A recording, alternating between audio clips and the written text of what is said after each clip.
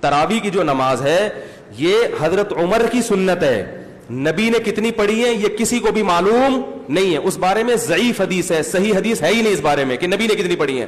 وہ جو حدیث ہے نا کہ نبی غیر رمضان اور رمضان میں 8 سے زیادہ نہیں پڑھتے تھے, یہ حدیث سند کے لحاظ سے صحیح ہے, متن کے لحاظ سے صحیح نہیں ہے. یہ متن میں اضطراب ہے, کیونکہ دوسری حدیث میں آتا ہے کہ رمضان میں زیادہ پڑھتے تھے. نہیں آ رہی بات. اور دوسرا, اس حدیث کا تراویح سے کوئی تعلق ہے ہی نہیں. یہ عام معمول ہے جو رمضان اور غیر رمضان میں تھا.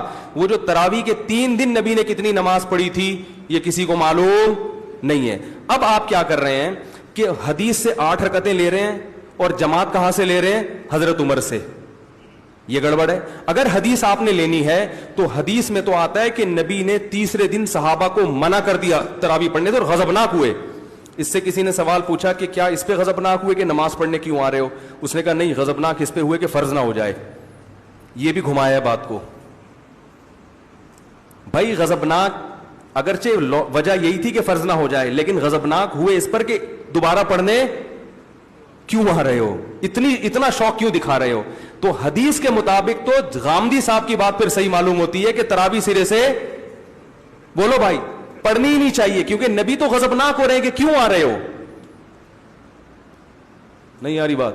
اس غضب کی اصل وجہ یہی تھی کہ فرض نہ ہو جائے, مگر اس اصل وجہ کی بیس پر آپ نے جب منع کر دیا تو پھر آپ کیوں پڑھ رہے ہو؟